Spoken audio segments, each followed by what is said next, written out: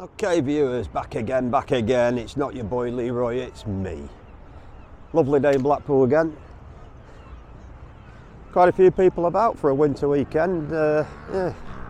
What are we on? 13th of November, Sunday the 13th of November. Beautiful day. Amazing how many people are about, to be honest. And the big wheel going around there. Horses and carts are out, up and down, the landos. And everybody's just milling about. It's just not like a winter weekend at all, this, but there you go, quite a few people about. Anyway, today I'm going to focus myself on this building here, which was originally the Golden Mile Centre, opened in 1968.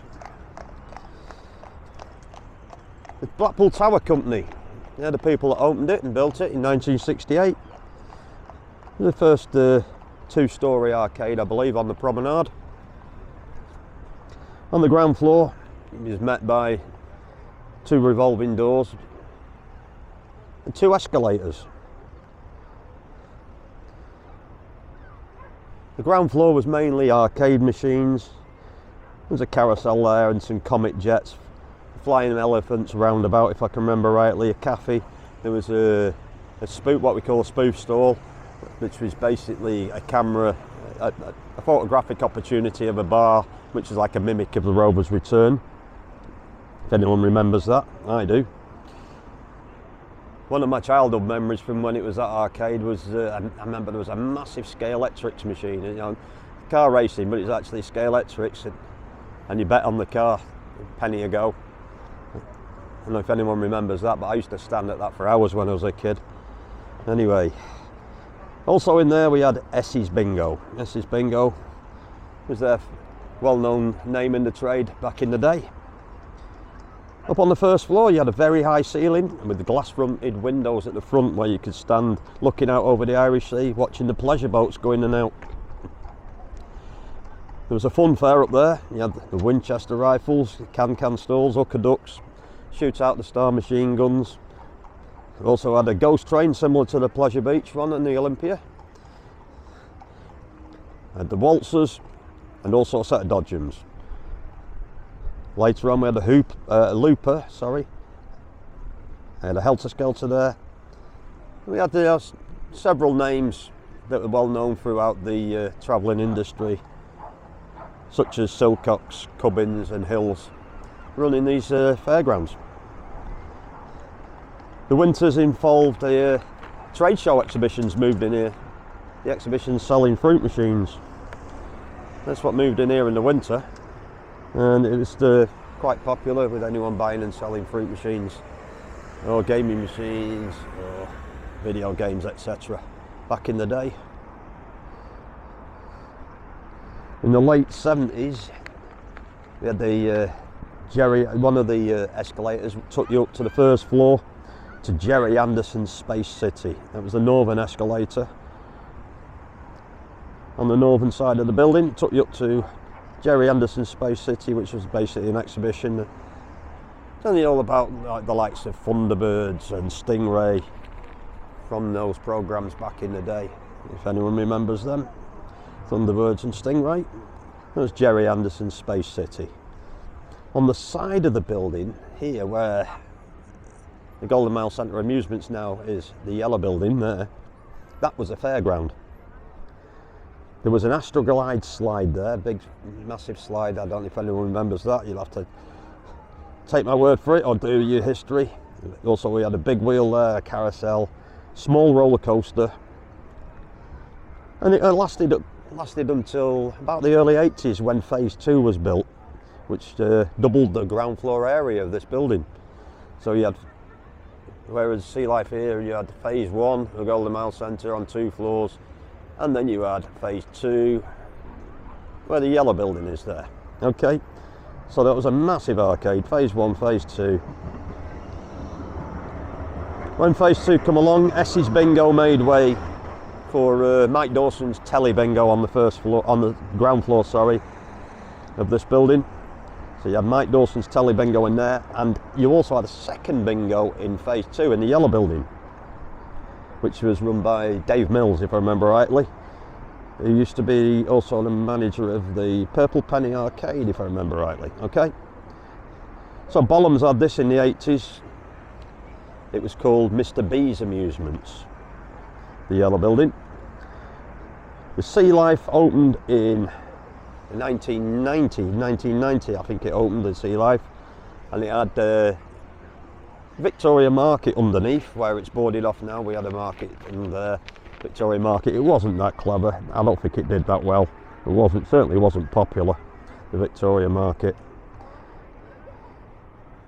But that's what you had. So Sea Life opened in 1990, and that it paved the way for what I call Merlin Pool, because then later on Merlin took over this, and I'll go into that later. The council bought the whole building in 2010, and Crown Leisure moved into phase 2, into phase 2 Mr. B's, and they renamed it as Mr. T's. That was, so they had to change a B to a T, wasn't they? And that was it. So yeah, we changed from Mr. B's to Mr. T's. Crown Leisure moved in to do that. The Victoria Market gave way to Fantasy Golf there in the Victoria Market, and it's closely followed by the Doctor Who exhibition, dinosaurs, and Star Trek exhibitions. All of them which didn't really last the test of time, to be fair. 2 or 3 years a piece, if that. So it's now undergoing refurbishment, as you can see, with the boarding up there. I'm not too sure what's going on under there, but I've heard a couple of rumours, one of them saying it's going to be Peppa Pig World. Whether or not that's true, I don't know. You can put your comments in down below, entirely up to you. But this one here on the end, the Golden Mile Centre, the yellow building, it's now earmarked for demolition to make way for another 5-star hotel, that building. So at the moment, the Golden Mile Centre will be moving its new home to the former Poundland, which is further up the promenade.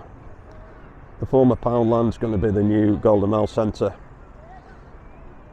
If you don't know the building, it's the one that used to be Woolworths before that, Mecca Bingo, and originally the Lewis's building. Okay, that's further up the road.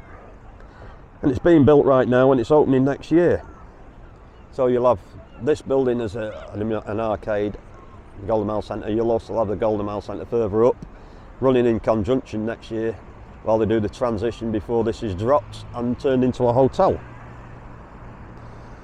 It's funny though, for years you couldn't get a licence for amusements past the Sands building there. You know, the Sands, the new hotel that they're building there, the black coloured building. You couldn't get a licence for an amusement arcade past there. Between there and North Pier, they just wouldn't allow it. But now, because it suits certain people, certain authorities, there you go. They've got a licence now because it suits them. Okay, with reference to Merlin Pool, I don't think it's a great thing for Blackpool. They've got the Sea Life, they've got the Waxworks, they've got the Tower, and now they've got the Sandcastle. All very large buildings, and they all close when Blackpool comes to life in the illuminations. Yeah, they all close on the evening. They're open all day, up until tea time, and then they close. So when that very period where Blackpool's the only resort that's open, they close all these buildings at night, plunging the promenade into more or less darkness in areas, which is crazy. They should be forced to stay open throughout, I think, not closing at our busy periods. But that's just for me to say. Anyone else can make their own assumptions on that, but I remember back in the day when the Waxworks was owned by Lewis Tussauds, that used to stay open until 11 o'clock at night alongside everybody else back in the day. But now, 5 o'clock, 6 o'clock in the evening, it's all gone, it's all finished. They're locked up and gone. You know, we pride ourselves on our illuminations, and these buildings, the more that they get, the more that it's going to close at 5 and 6 o'clock in the evening. It's just absolute madness, to be fair. Well, there you go, that's That's my assumption on it. And that's where we stand right now. So that Golden Mile Centre, that's going to be a hotel. Under here, we believe, could be Peppa Pig World. Sea Life Centre stays on the first floor. And that's about all I can tell you on this one. So, if you like this video, hit the like button and subscribe. If I've got it wrong in any way, let me know. By the way, that's just jogged my memory going back to this Funland building on the previous video when I said that Barry Noble bought it off the Booth brothers. Going back in time, on my memory, I believe Barry Noble didn't buy it off the Booth brothers. I'm pretty sure he bought it off a company called Amico. Amico were running that building after the Booth brothers and before Barry Noble. So I just thought I'd put that one right. Why would I put that one right?